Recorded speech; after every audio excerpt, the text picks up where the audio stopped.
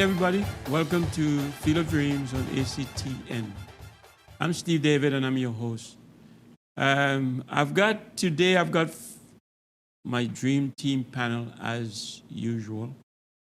And I've been thinking, my viewers have seen them, but never really know who they are. And they're all national footballers and also one other person who is world-renowned agent. So let me introduce them. And then today what we're going to do is we're going to put each one of them on the hot seat. And the rest of the panel is going to find out a little bit about them. So let me introduce my co-host first, Narada Wilson. Welcome to the set. Pleasure to be here, Steve. And it'll be an honor to get to know these guys' stories and a bit more insight into who they are and what they've achieved. And next to Narada is Jefferson George. Welcome to the set, Jefferson. Thank you again, Steve. Again, you were in this set before? Welcome, bud. And Alvin Henderson, next to me. Welcome to the set, Alvin. Thank you very much, Steve. And you may expose my age. And Larry Joseph, welcome to the set, Larry. Thank you, Steve. I'm anxious to find out what the dock age is. Yeah, I'm Narada here, so. All right. So, just to warm up, let's put Narada first on the hot seat, right? Because each of you guys are going to get a quarter, 15 minutes. Let's put Narada first to know where did Narada come from? Everybody's like, the viewers, I know you guys been asking, who is this guy? So you're going to know who Narada is now. So Narada, tell us where it all started for you and how did you go down that path? Okay. Well, for the viewers, Narada Wilson, I'm a sports agent. By title, I'm a sports executive for a company called the Brazil Link. So the story starts basically, you know, I went to school in San Fernando, a primary school, and then I went to Trinity College in Mocha. So that's a big shift. I moved from being a South boy to now Port of Spain. Football has always been a passion of mine. Played football for Trinity. At the time, I think when I was there, we were at the second division. I think we were in first division when I was like in Form 1 and 2, and I wasn't of the level that time. Got introduced to football after I went to a trip to Venezuela with my family. I know they're big on baseball, but the football was, you know, I went to a game or so, and then I came back and I joined Birds Coaching School in Shogunas with, I think, Haynes and those guys who were at that school. After a year, I think I tell people it was the right thing going to an academy because, you know, it wasn't much about being a professional yet. You're sort of learning the game. But at the same time, that year after, W Connection opened. My dad, you know, went to school with some of the guys, so I joined W Connection at their first. That was probably their youth program, you know, under 13, under 12. I think Mr. Winchester, who was Shannon Winchester's dad, passed away. He was the coach at the time. And I had the fortunate pleasure, the screening, to go up against the Jan Michael and all these guys who are national team players presently. Had a good showing, played as a striker at the time, and went on the program for maybe 2 to 3 years. Even didn't play with Trinity at the intercol level because we were, you know, going down the idea that we had club football. Around when I was about 16, I decided I didn't do A-levels, and I wanted to go to university. Immediately, did the SATs and all that, got a half scholarship to Barry University in Miami, but I stayed in Trinidad for that year, and I played with Harvards and Queen's Park just to keep fit. And after I was offered a scholarship to go to Brazil to study, something that I tell people, my family's big on academics, so I went around everywhere trying to find out where I could get scholarships, and Brazil, Japan, and Germany called me. Chose Brazil because football and sports and all that. So I went to Brazil, read for my bachelor's in physical education and sport, had an excellent time there. You know, I speak Portuguese, Spanish, all of that. But before I went, I had the fortunate pleasure of meeting the Skeen brothers, and I coached at Sky Football Academy. When I joined Sky for 1 year, I coached at Holy Name, where they even came second.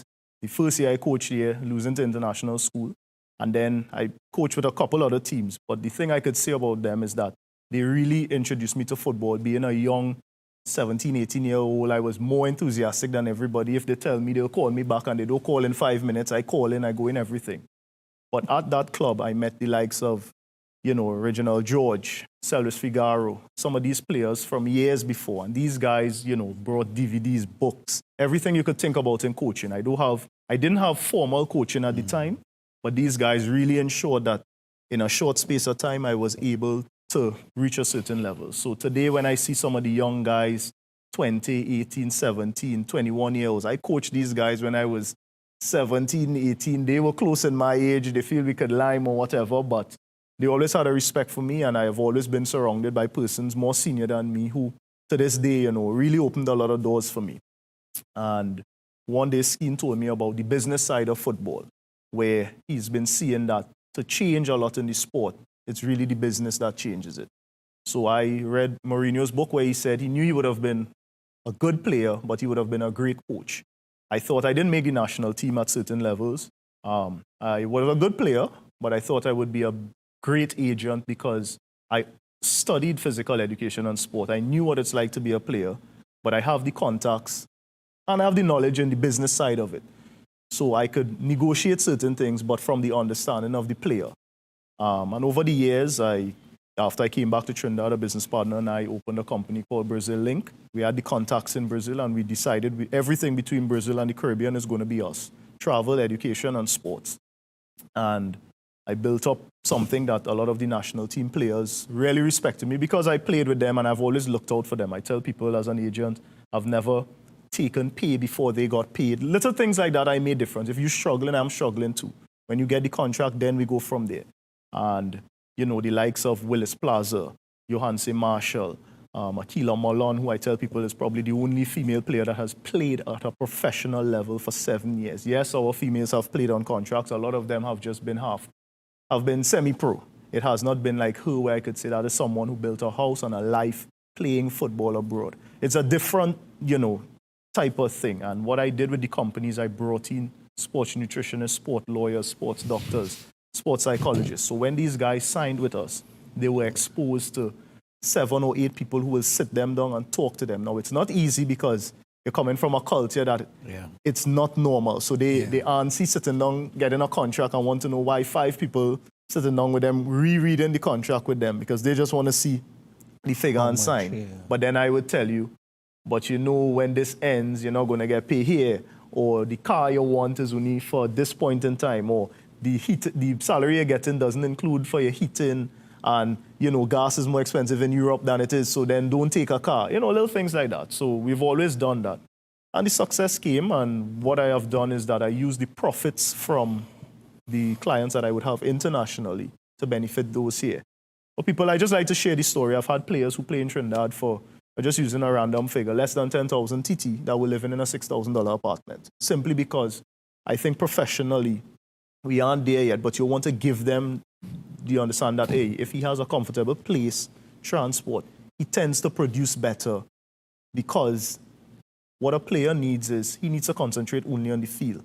Everything else we take care of because we don't want him studying where he's flying to, how the ticket could change, what seat he's sitting down on. That's on us. Write a speech, we do that. Akila was an ambassador for CONCACAF one time. We did the entire speech. She just had to go and read it. So, you're trying to take off that additional pressure. Lauren Hutchinson was also a client of mine, excellent player. Tamar Williams, in gymnastics. Edson Breedy for taekwondo. And then eventually I started going into the projects of sport. So for the World Cup, I was fortunate that in Brazil, at the time I was studying, the World Cup was coming to Brazil. So I tell people, my success came from a country that had 2 of the largest sports and events in the world that I happened to be there and happened to work for.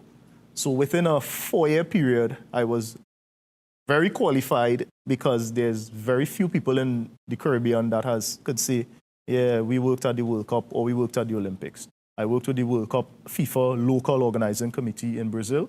I was responsible for what they call, it's sort of like an intermediary person where I would deal with the president of the country, the president of FIFA, and I have to link the two as to what their rules and regulations are. So, for example, FIFA always wants an exclusive highway for their persons.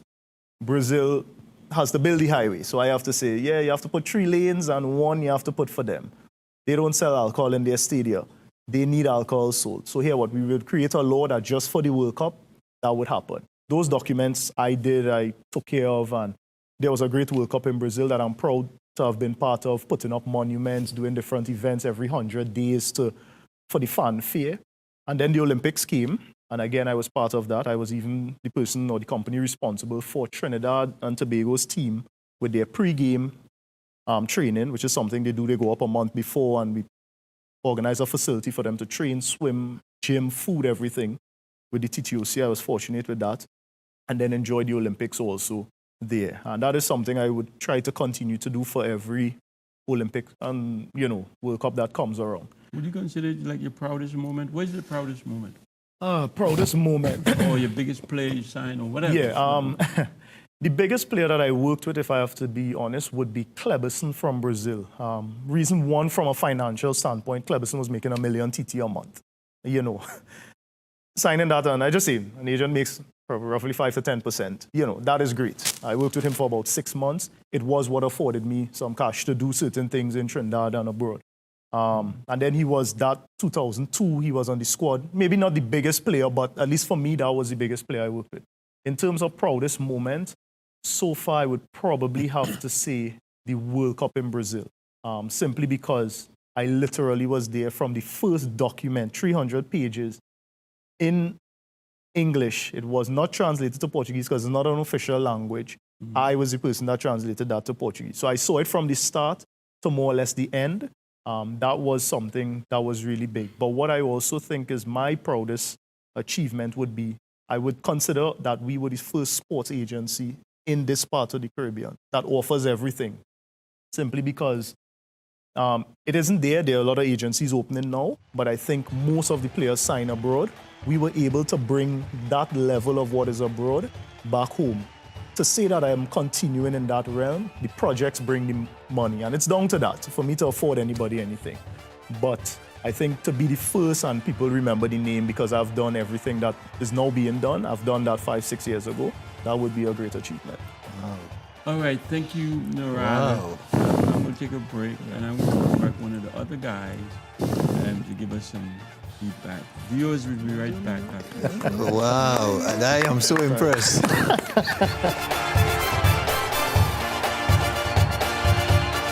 actually worked with Desmond Bailey, who again, not a goalkeeper coach, but he would take the time to do specific work with me. Recognizing that, I began to research, and 17, 18.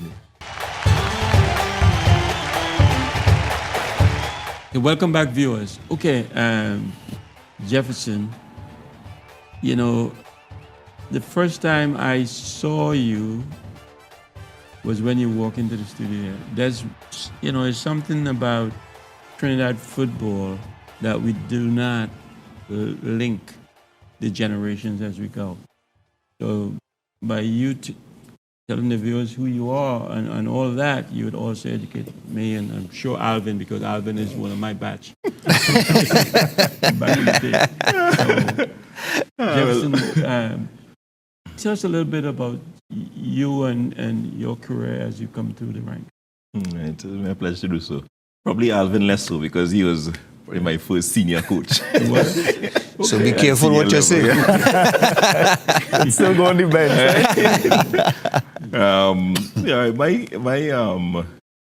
My story. I was always interested in athletics. Right, growing up, coming from the country, 6 company to be exact. We played everything. My brother and I, with the neighbors, we played cricket, football. Well, of course, those were the popular ones. Right, but for me, athletics was the thing that I excelled in at an early age. I was Victor Lodorham for 3 years running for Southeast, and that was actually my main thing. Football came, well, for normal standards, a bit late because I started to play only when I went to Princeton Junior Sec, because I was a sprinter before that, running all 3 distances, 4, 2, and 100. And then my brother, he played football for the school, and of course I saw him playing, and I thought I could do that. So strangely enough, at trials, I went to play the position he played, which was a right back.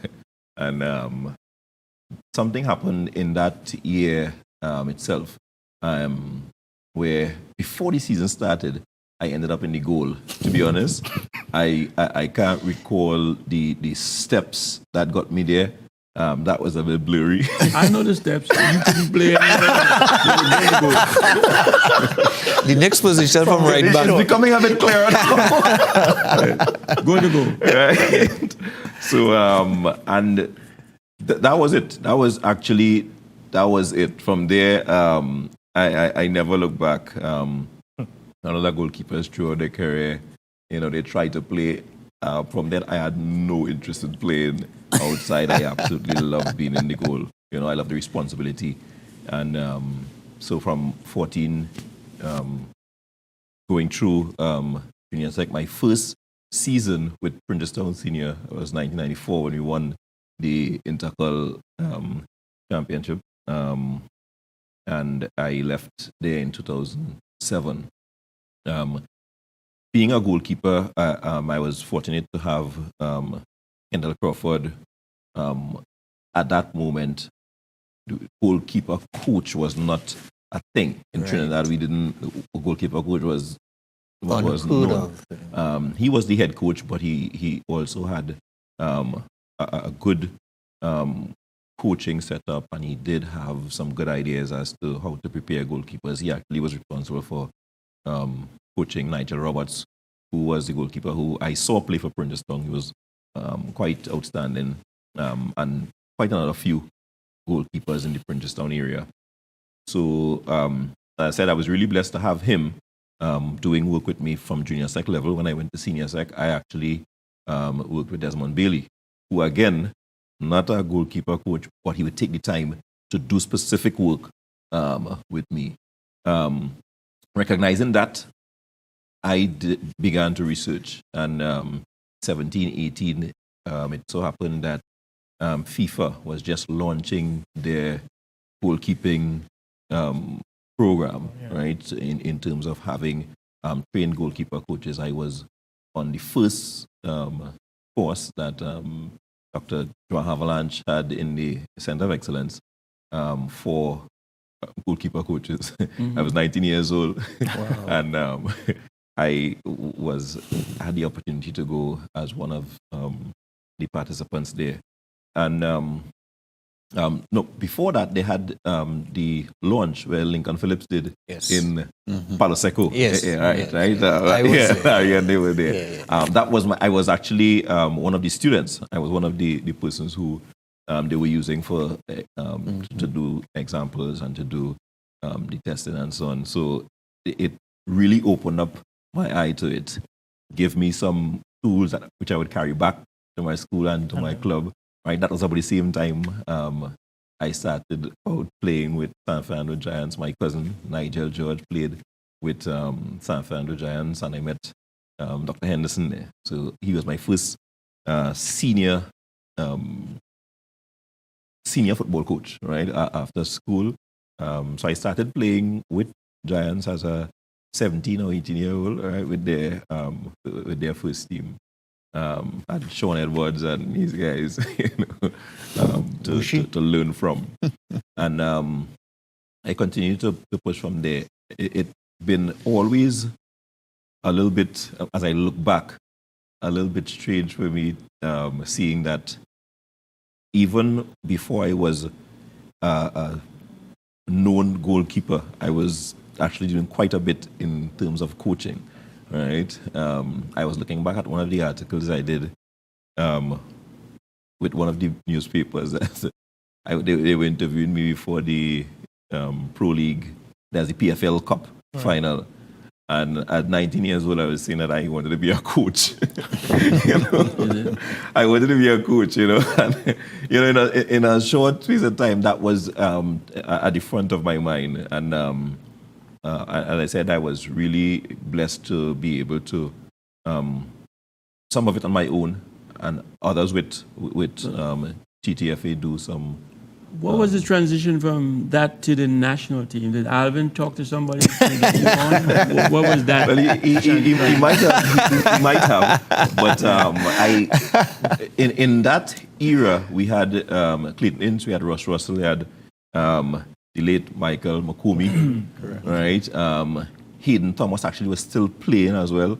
So that was the part I was very excited when at 19 years old I was called to train with the senior team, along with Clayton Ince and these guys. So, I mean, Shaka wasn't even in the mix yet. He was abroad, right? Yeah. So you still had Shaka Islip to join to that, right? I had Kelvin Jack was on my Olympic team, right? I was in number 1, of course, there. And that was my introduction. So again, youth football, because of my entry, I didn't play under 17. Right, I played on a 20, an Olympic team, and I was on some. And Jeff, you have to remember that time W Connection was being formed for the first time. That's correct. And John Williams, David John Williams. Well, I wouldn't say he raided because it was mutual. It was mutually beneficial. Steve go say he raided. It was mutually beneficial to our players at that time to shift over to W Connection. And actually, Anthony Clark, who had a short hiatus with Trintock, from Trintock, was with Giants. So I had Nigel Neverson, Jefferson George, Sean Edwards. I had goalkeepers galore. And W Connection came and took the 3 of them. 3 goalkeepers. And eventually, Clarkey and Jefferson George. Sean Edwards faded a little bit, and came back to us, but Jefferson and Clarkey went on from there. So your biggest moment was what, playing for W Connection? You have. My biggest moment would be, in football, playing for W Connection would be, Bigger than the national team? Yes, because again, I started in the initial season, 99. As again 19 years old, and emerged to be the number 1 goalkeeper for W Connection in the first season. That was pretty outstanding. So you really started at age what? I mean, playing football. Playing football, 14. 14. Yeah. So in a 5-year period, you went from nothing from a sprinter to number 1 goalkeeper. Yeah. That's excellent. That was good. Yeah. But most people have to do it from young. Yeah. But so it's a good thing that you couldn't play out. And So what else can you tell us about Jefferson? Right. For me, as I said, I always had a passion, for learning the game, having that aspect of understanding not just the technical aspects, but also some of the biomechanical parts, especially goalkeeping being quite a technical position. So I went on there to do my bachelor's in sports science. And, well, my career was, again, quite short because apparently I was focused on that coaching. So even at W Connection, I became the player coach there at about 24 until I pretty much narrowed down to being goalkeeper coach, becoming the national senior team coach at around 27, 28. Oh, wow. So you almost had a career after your career. Tell him you're still having it. I'm still having it. That's what I'm saying. Yeah, don't keep encouraging me.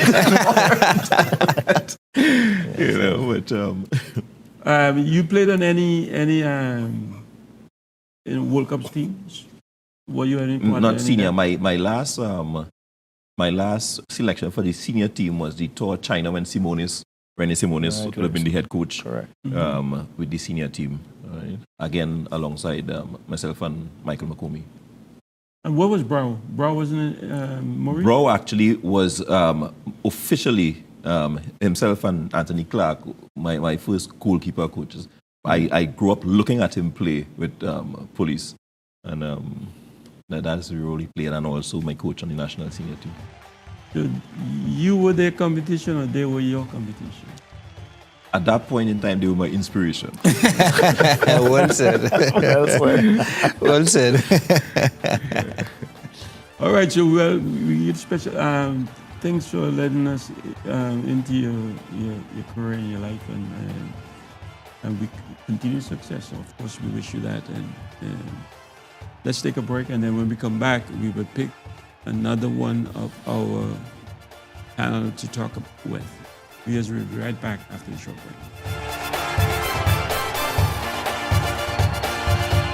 Started 4 years straight in St. Mary's. My first year, why I didn't want to mention it so much is because we know Benedict's run rampant over us at the time, and we took 2 9s from Bethlehem Benedict. So that I always used to tell my players, it's no shame to be beaten.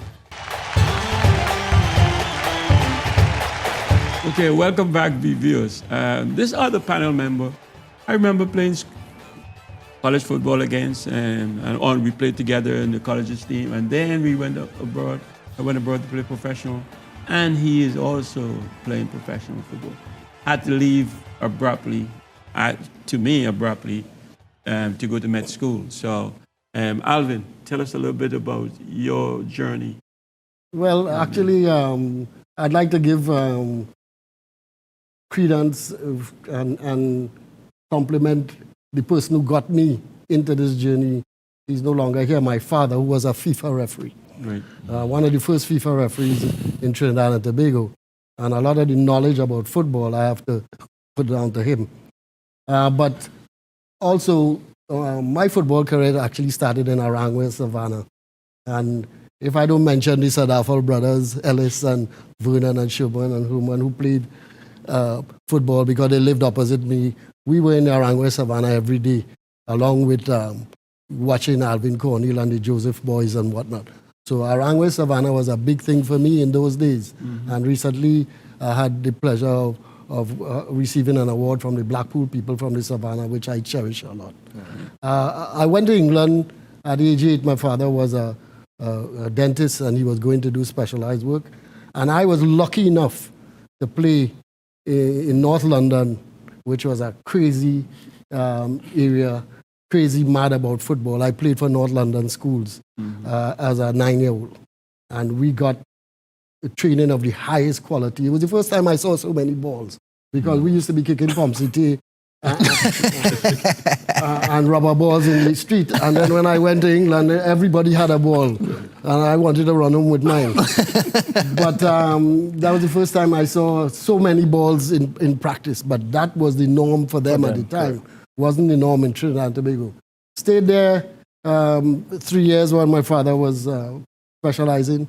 Came back and then went into St. Mary's, where St. Mary's couldn't have afforded at the time multiple balls, but we had at least we had more than 5, and got excellent training in St. Mary's along with some very good footballers. A couple I'd like to mention who played with me: Wayne Smart, Richard D'Souza, Ken Butcher, Ian Bain.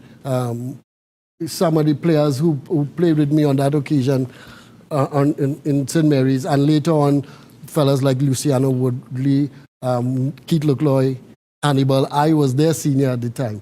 Right. We had some excellent coaching from Pa Leong, and he was our development coach. And if it wasn't for Pa Leong, I said I would not be the footballer that eventually came to professional status. Along the way, the priest, Father Difu, who was our mentor at the time there, and brought us along in football. We also had coaching from Lincoln Phillips, Gary Cummins, and eventually we had coaching from the national coach, Michael Lang. Mm-hmm. Michael Lang coached us as well. And we benefited from those coaching years with Michael Lang. I eventually was one of the first people to be recruited for a scholarship to the States because of Lincoln Phillips. I was lucky enough to get to Howard University. And then in Howard University, at Howard University, we won a national championship in 1971. I played 3 years there and eventually then started playing for the Baltimore Bays. I don't know if you remember the Baltimore Bays. They were in the ASL. And lucky enough, in the Baltimore Bays in the ASL, we got a chance to play against foreign teams that were touring the States. And one of those foreign teams was Santos of Brazil, who had just won the World National Club Championship. Yeah.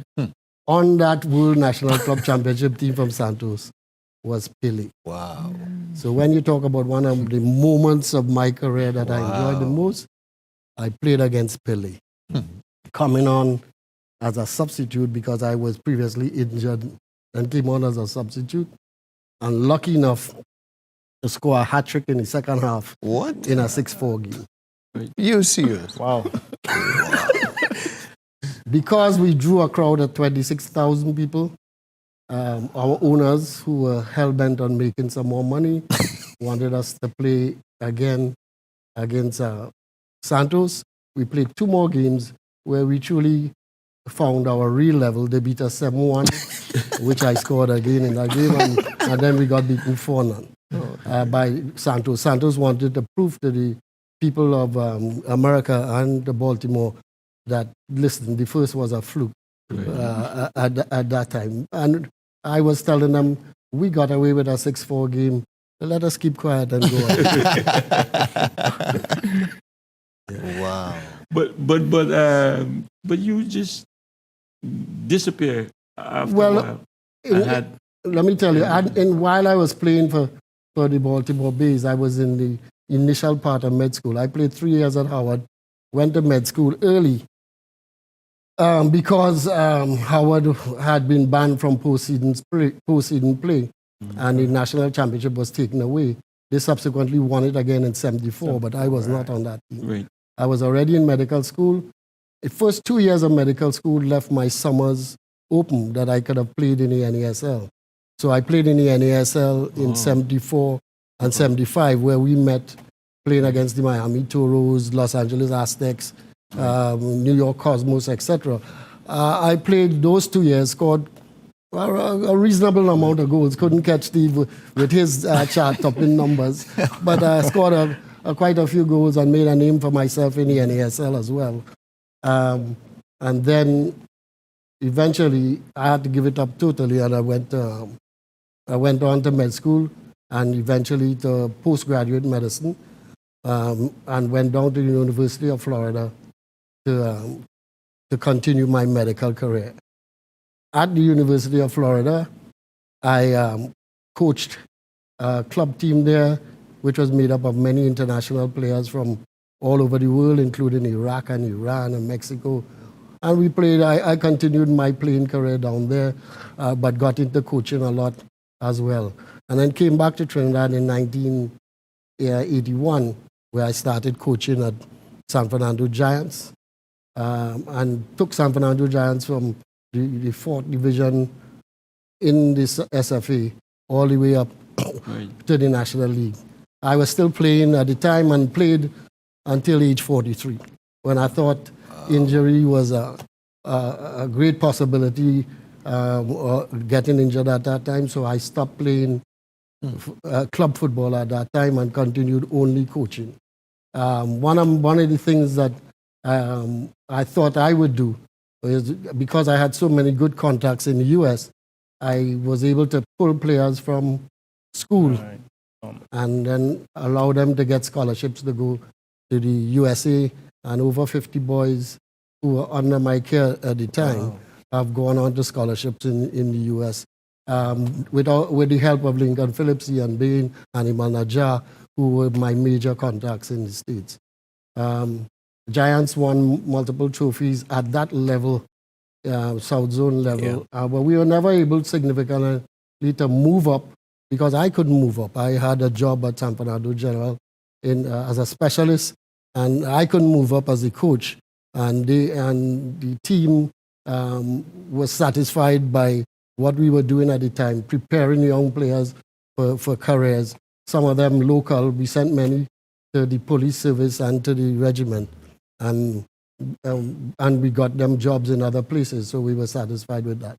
One of our best victories was against my old buddy, Richard Brafitt and Larry Joseph in Point Forte, where they were unbeaten at the time, and we beat Trintoc in Mahika Oval. And I was one of the last games I played, I scored the goal. And I scored the goal there.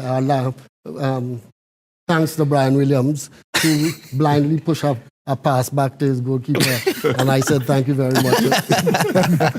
So Richard Brafitt, my good friend at the time, and usually after they used to, Trintoc usually give us our usual 4 or 5. Alvin, you're only going for a drink, But on this occasion, I said, Richard, where's the drink? He jumped in his car. He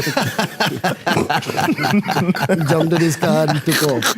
You can't not give them the story where you were carried from the Oval to St. Mary's. Well, tell the viewers. My college football career, I played for St. Mary's from the time I was a 14-year-old, 15-year-old. I played 4 years straight, started 4 years straight in St. Mary's. My first year, why I didn't want to mention it so much is because we know Benedict's run rampant over us at the time, and we took 2 9s from Bethlehem Benedict. So that I always used to tell my players, it's no shame to be beaten, but make sure that you get your revenge later on. And 2 years later, in 1968, against a St. Benedict's team, star-studded St. Benedict's team, minus Steve David, who had broken his leg, but including fellas like Brewster and the Hackett boys and whatnot. We beat them. They got a good 4 in the over. and as a result of that, St. Mary's had the usual parade from the Oval back to the school, and the players are taken on the shoulders of the crowd. Serious? We used to draw crowds of between 15 and 20,000 for a national intercol final. Wow. We were taken to the school where the principal had to come and declare a day off on the Monday because we won the national intercol. Wow. Why I don't like to bring it up so much is because my team, St. Mary's, has not won a national intercol since. We've won a national league in 91, I think, but we've never won a national intercol. And I'm hoping to be part of that revival to bring them back. Wow. Along the way, I was national team doctor for 7 years. Alvin Cornell got me involved in that. In the South Zone, I was administrator for 10 years. And then they brought me onto the technical committee of the national football team for at least 20 years. And I've served on the national technical committee until about 2 years ago when we had our problems. So that in a nutshell has been my career. I'm still involved in football, helping Giants and St. Mary's in the background. All right, Alvin, thank you. Viewers, we'll take a break, and when we come back, you would meet the ever-popular Larry Joseph. You hear all about what Larry did in his time. Not after these 3 minutes go. I left the house in the morning. I wasn't coming back till in the evening. I can't remember what I ate in the interim. It didn't bother you. I got into organized football, as I said, in the South Zone with Mikey for Library. It was strange enough that I went to Brighton AC. Okay, welcome back, viewers. Well, my next panel member, Larry Joseph. Larry, I've heard about this little red man who's doing all this wonderful stuff. Never really saw you until after, but not in your prime because I was away. But tell us about your journey. Well, Steve, first to begin, you mustn't believe everything that you hear. I can tell you that. Strange enough, my football career kind of took off. Let me put it this way. Cricket and football was I played, with the same amount of zest. And I loved cricket more, actually, growing up. I used to bat. And because I was good at it, I was little at the time and playing with these bigger guys home in our area. you know, you felt good because you're between the bigger guys and stuff. So cricket really was my first love. I played football just as much. And it's only when I actually became a born-again Christian, when I could no longer go play 3-day hardball cricket for Texaco. Those days, Augustine Logie and Wilfred Debisette was on the team. And I used to play with the Texaco B team. And whenever the A team was short, they would come pick me up and carry me with them. And, you know, but when I became a born-again Christian, I couldn't go to play on the Sundays. Mm-hmm. And football kind of stepped in immediately. Officially in terms of football, well, in the community, of course, of under 15 and under 17, which was very popular long time in the South Zone and all over the country. I would play for Labre. The doc would remember Mikey Lambert, who would be responsible for the Labre teams into the South Zone at the youth level. And I would represent Labre at those age groups in the South Zone. I thought I was good enough, but it never really entered my mind. I just loved to play the sport. I mean, I used to just play it because I loved it. Right. You know, I didn't get into it thinking I wanted to play for the national team. Just tell me when you had a game, and I would be there. You know, because growing up in our area in Labre there, in our street, we used to, as you got up, you got into the road, you put 2 stones in the road, and you play football whole day. Right? You would go out. We had 2 fields there. You couldn't go on the Texaco field because that was for the big boys. We had to go to the public ground. And we would be there whole day. So, I mean, and of course, in those days, you had seasons for sport. You had cricket season and you had football season. So during the football season, that's all we did. When I left the house in the morning, I wasn't coming back till in the evening. I can't remember what I ate in the interim. It didn't bother you. Mm-hmm. I got into organized football, as I said, in the South Zone with Mikey for Labre. It was strange enough that I went to Brighton AC Primary School and never played football for the team. Captained the cricket team, but never made the football team. At primary school, I never played football for the primary school team. Oh, wow. But captained the cricket team. People more knew me for my prowess in cricket, right? And after I left, I passed for PFC, Point Fortin College at the time, and I played both cricket and football for the school. And it was by coincidence, presentation saw me in a practice game and asked me to come and finish my O-levels at the school. So that's where I went, and that's when I suppose my breakthrough came at the colleges level. In those days, I was a forward. I don't know what got into me to say I was a forward. You know, scored the most goal in the colleges league, I think in '83, right? Actually got $1,000 for that award. Back in those days, that was a lot. That's a lot.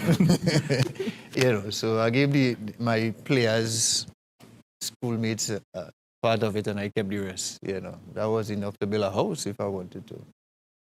And because of my prowess in the colleges league, my brothers and them would kind of feed off of my popularity. So wherever they resided, they would come take me and go play minor league in those communities. So I was all over the place playing minor league because this is Larry Joseph, you know. Word got out to Forest Reserve Estate Police, which were, the doc would know about this team. They were one of the few teams beside Trinidad that actually won every division they were in. And they were up in the National League at the time when I went across because, again, my brothers and them were friendly with some of the players, and they tell him to tell me, come and play for them. So from Prez, I went to Forest Estate Police.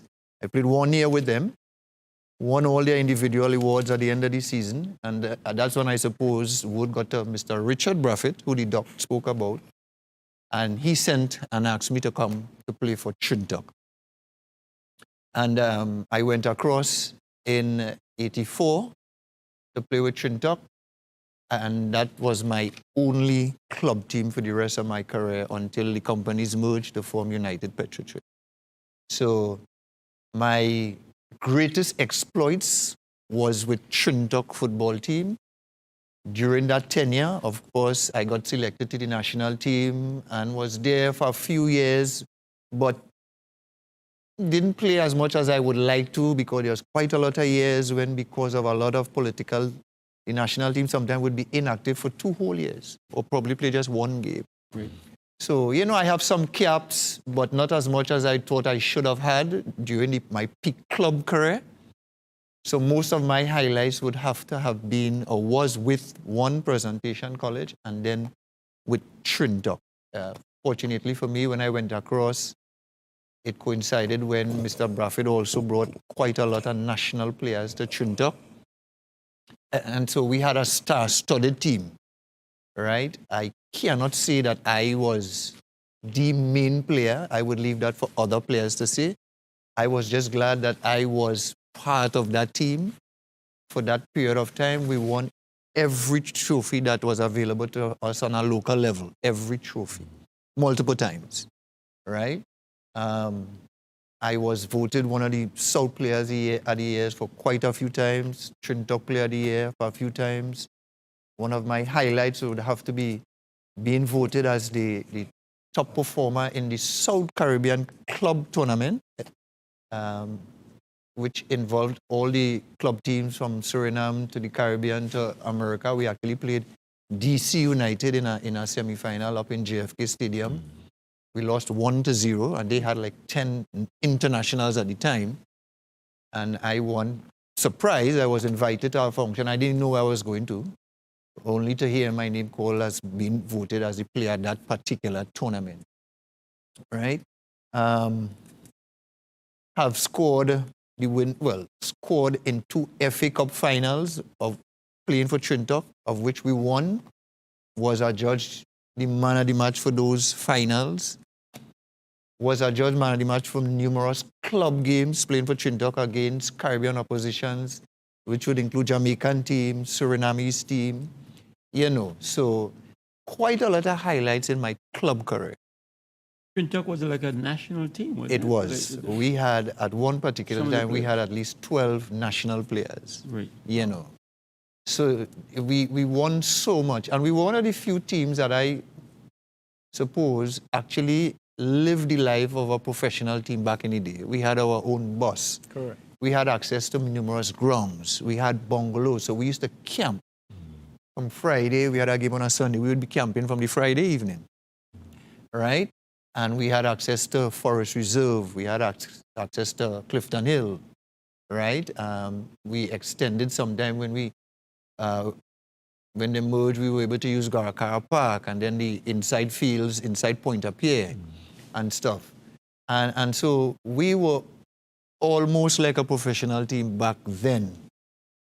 So from that early initiation from Trinidad, it was ingrained in me and all of us who were there, that a professional approach. Mr. Braffett, who I must give kudos to at this time, he's now deceased, was the brainchild. He worked for Trinidad back in the day as the manager of the communications department.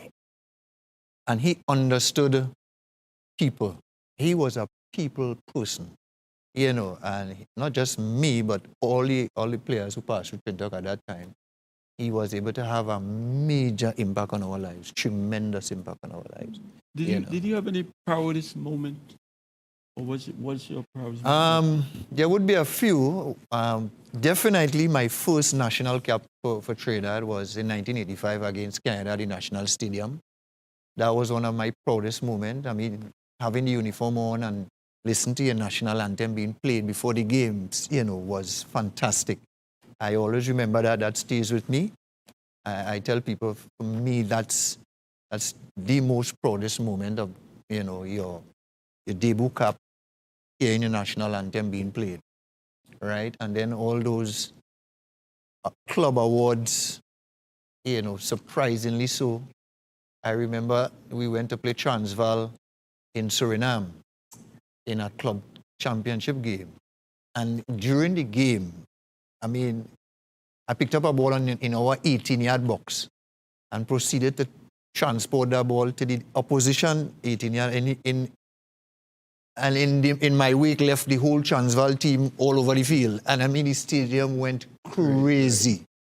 So much so that when the game was finished, I had all these microphones in front of me wondering, who is you? You had to be on the national team. And incidentally, I was not on the national team at that particular time. Right. They could not believe me when I told them that. They say, you have to be a national player. And I said, no, I'm not. They thought I was lying. They could not believe I was not on the national team. You know. So those were one of the proudest moments for me also in terms of club level. And there was quite a few man of the match performances when Trinidad played. We had some games in Guacara Park against Guadeloupe and Martinique opposition, even Jamaica opposition. And for some reason, I always thought I performed better away from home. Whenever we played away from home, I would have outstanding games.